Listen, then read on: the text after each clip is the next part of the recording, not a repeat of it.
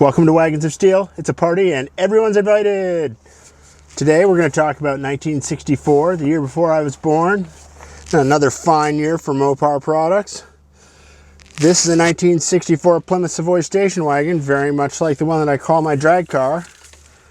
This one's in need of a little restoration.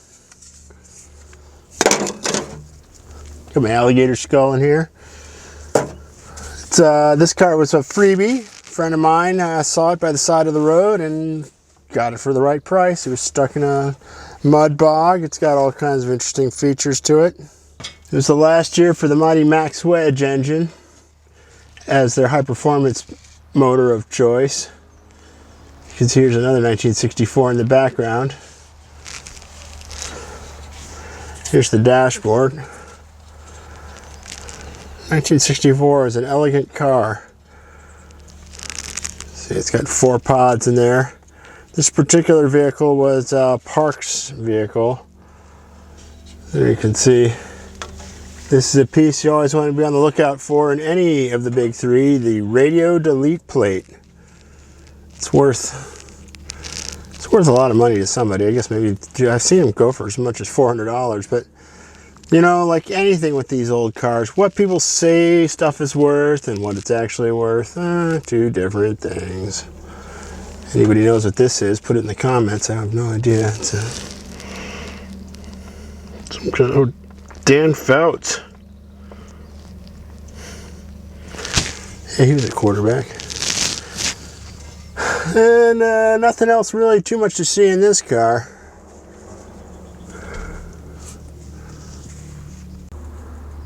Pretty soon I'm going to have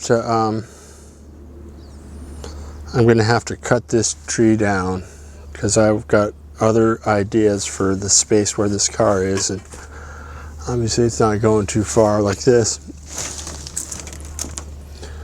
Check that out though. Holy dickens. Time flies when you're growing firewood. This is the mighty leaning tower of power. The go-to power plant for all the smallish Mopars of the day. Here's another 64 project we have here. This one, of course, is not a station wagon. This is my race car. 1964 Plymouth Savoy. You know, I am so lucky to have this car because really this is my favorite car. Very few people, if you think about it, are lucky enough, you know, people who care about cars, to get their favorite car. So I am a lucky man. There's the headers there, the exhaust system, the radiator, the starter. Can you tell that this thing isn't running right now? That's the thing about race cars. You kind of have to take it apart every off season and freshen stuff up. Because of the stupid pandemic, I decided to take the year off from racing. My second year in a row. Last year I decided to take the year off from racing because I needed to pay off my badass work truck, a tow rig. And you know, sometimes it's really disappointing to grow up and have to make these responsible decisions, but I just couldn't justify going into debt to keep racing.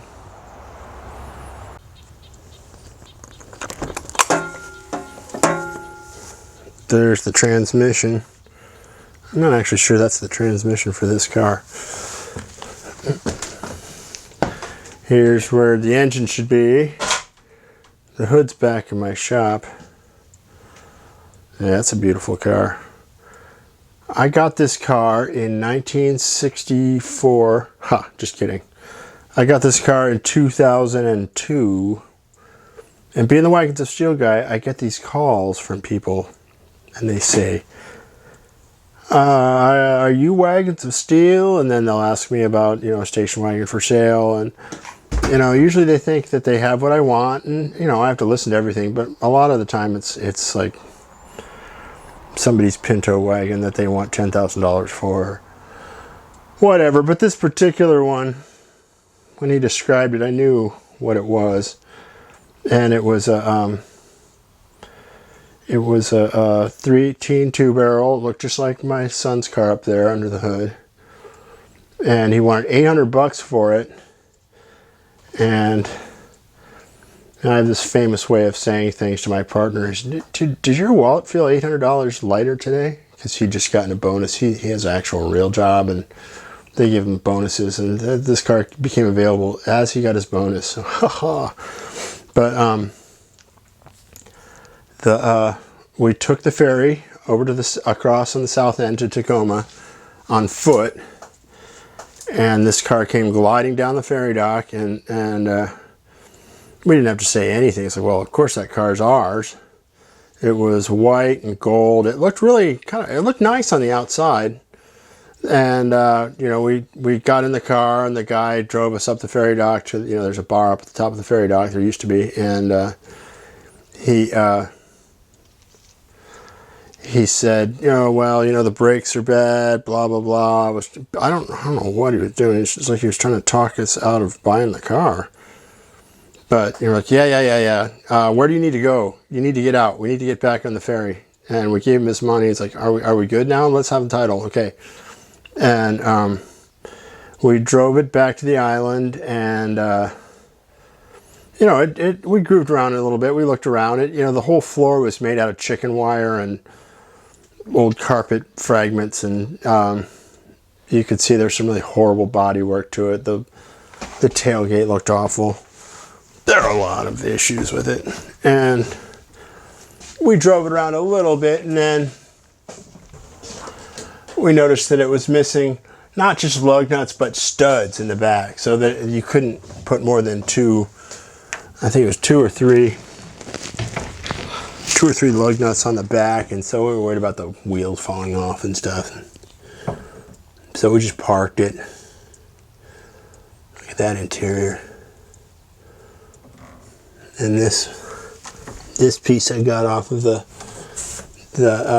wagon with the tree growing through it. That's a radio, or that's the shifter delete. And then I used to have a radio delete plate there, the one I pointed out before, but I needed to put gauges there. There's the shifter. Stock Eliminator, so it's got to have the headliner, carpet. It's got to have pretty much everything the car came with on the interior. It doesn't have to work, but it has to look right. So that dashboard has been completely gutted. There's nothing behind it. It's just smoke and mirrors. But anyways, we got the car. We drove it around a little bit. We discovered it was too dangerous to drive without worrying about the wheels falling off, which would have been a terrible tragedy. So we parked it outside of my crew chief Mike's place, kind of around the corner. And you know, even then it just drew attention. You know, back then we were pretty heavy drinkers, and we'd have parties and poker parties and stuff over at Mike's house, and then people would go outside to take a leak and see that car and come back in and go, what's up with that car out there? That's really cool looking. Because like I say, it had a pretty nice white and gold paint job with pinstripes and stuff. And you know, we'd say, oh, someday we're going to do something with it. And then we finally heard enough and brought it back to the shop and put it up on the lift. And Mike was working, and I was there, and I took I can't remember what was up with the Helvetier at that point, but for some reason the wheels and tires off the Helvetier, 9-inch slicks on the back, and the skinny tires for the front were available. So I put them on the car and dropped it down on the ground. I'm like, oh, this car's never going on the street again. So Mike got off work and he came over and looked at it. Ooh, that car's never going on the street again. And that was when we decided we wanted to race Stock Eliminator. Stock Eliminator is one of the oldest classes of drag racing. It might actually be the oldest class of drag racing. It started sometime in the late 50s, like all of drag racing. And basically, it's a very complex class of drag racing, and I'm trying to just give you the broad strokes now, and then maybe later on we can get more into the weeds and more into what it's about. It's a way for the big three automakers, or all the major auto manufacturers, because it's not just the big three: AMC, Dodge, Plymouth, Chrysler, Ford, Chevy, Pontiac, all of them. They race against each other, and it's an attempt to level the playing field so that the cars can have bragging rights. So typically you'll see Barracudas racing against Camaros, and big block against big block, and small block against small block, and they break down the classes so that the fastest class is AA stock and the slowest class is W stock. And the way they add it up is, the way they figured out is horsepower. It's the weight of the car divided by the horsepower that it's been assigned by the governing body, the NHRA. So this car weighs 2 tons, 4,000 pounds, and you divide it by, depending on which engine I'm running in it, 415 or 425 horsepower. And then that gives you a number, and you can add up or down. You round up to the highest number. So this car is it's like the factor is 9 puts me in C stock, and 8.5 would put me in B stock, and 8 would put me in A stock. And the car naturally, I'd have to have a calculator here, but if you divide the weight of the car by the horsepower, it'll give you a number like in the high 8s. So that means it's naturally a B stock car, but I'm allowed to go up or down a class. So I run it in C stock because it's naturally pretty heavy, and it's hard to make it light enough to run in B. And there's a lot of really fast B cars. Well, sometimes there's a lot of really fast C cars. I'm risking getting too complicated. You pick what class you want your car to run, and then you figure out what the minimum weight is. And you can run, remember your geometry. There's some kind of equation there, so you multiply your number, my number 9, times 425, and add 170 pounds for the driver, and you usually end up with 3,995 pounds, which is what my car has to weigh when I'm competing. So when I go and make a run, a time trial run, or a run in competition, after each pass I go to a scale at the end of the racetrack, and they weigh the car and make sure that it weighs what it's supposed to weigh or more, and not too much more, because that's another one of the many rules of Stock Eliminator. And they also test your fuel. And in the old days, they used to check the numbers in the car and make sure that it had the correct cylinder heads and carburetors and all that. And they still want you to run all that. It's still part of the rules, but now they pretty much just check you for safety, which annoys a lot of the old school guys. There are a lot of people in Stock Eliminator who've been doing it for 40 or 50 years. It's a cool class that way. You really feel like you're part of the history of drag racing when you race Stock Eliminator. And like I said before, you have to run all the interior, and the cars have to look good. They want you to have your name and your number in either painted on or put on with stickers, so not with the shoe polish like you see in bracket racing. I didn't really plan on making my car one of the fastest stock station wagons on the planet. You don't really get into a heavy car like this planning to be super fast. But that's just kind of where I got by accident. The engine that runs in this, when I have an engine in it, is the 1964 Mopar Max Wedge. And the Max Wedge was Mopar's fastest, most powerful race engine for drag only until midway through 1964 when they went to the Mighty Hemi. And so the max wedge came up in 62 and then it was done in 64 and a half. So this 64 and a half, this, not only did I pick arguably one of the most expensive engines you can put in a race car like this, I picked the most exotic of them because it was only around for 6 months, whereas a 63 was around for a year, 62 was around for a year. And so there I have, you know, it's just, I mean, how did I get here? What made this happen? Well, 1964 station wagons, you could not put the Hemi in them. So even if I would have wanted to do that and pick the one engine that's more expensive than the max wedge, I was not allowed to because of the rules within stock Eliminator. But actually, max wedge engine is the same as a 440 or a 413 or a 426. It's just what makes it different is the cylinder heads have bigger ports, which is why they call it a max wedge, because it's a wedge head engine, which means it's a wedge shaped combustion chamber as opposed to like a Hemi is a hemispherical combustion chamber. And it has 2 carburetors and a big cross ram intake manifold on it, so the carburetors sit diagonal across from each other. It's pretty famous looking, so it's basically just a typical Mopar truck engine with a fancy top end on it.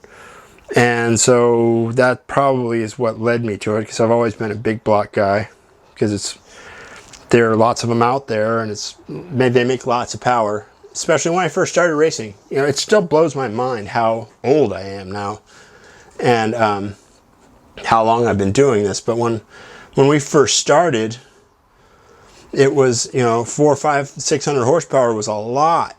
And that's kind of what this combination is capable of. And nowadays, people routinely, I mean, there's just like, there's pages in the performance catalogs or online where you can just buy all the bits and pieces to make 800 or 900 horsepower or more out of a race engine. And you know, that's just pushing the envelope on these.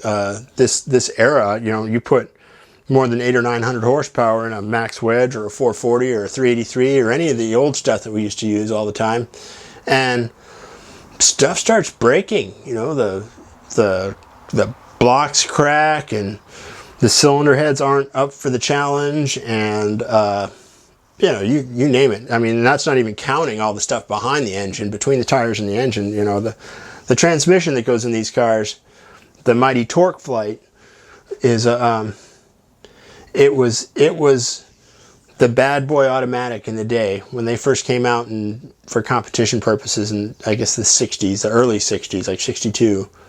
They were the transmission, to the point where sometimes people with Fords and Chevys would put them in their car, and they were, you know, they were heavy automotive transmission, so they didn't really go into dragsters that much, but they were built from the factory to handle 500 horsepower, which was quite a bit back then. And now it's middle of the pack, and so, you know, the transmissions can't necessarily hang with the amount of horsepower that people put to these combinations. But that aside, this is our race car, and you'll see us out at the track again, hopefully next year. The engine is not buttoned up, but we've got all the bits and pieces together, and we're doing pretty solid. So you'll see us back out there again. That's a fact. A day doesn't go by where I don't miss it. It's addictive. It's totally addictive. Here's our Sport Fury. I'm gonna look under the hood.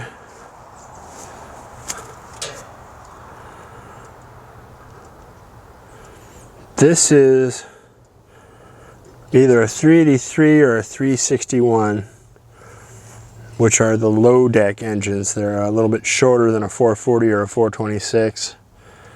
The only difference between the 361 and the 383 is the size of the holes. They've got the same stroke.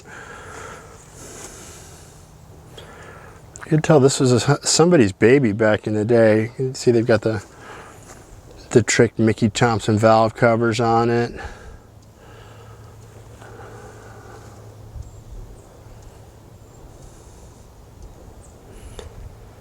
I don't really see anything else super special about it. It's got chrome reverse steel wheels, which were the hot tip back in the day. And it's got some other funny things on it. What did I see on there's oh, I don't know what this Batman business is. I guess it must be like an old car alarm type of deal. It's got the activated switch. Either that, you know, it could be some kind of a thermonuclear device.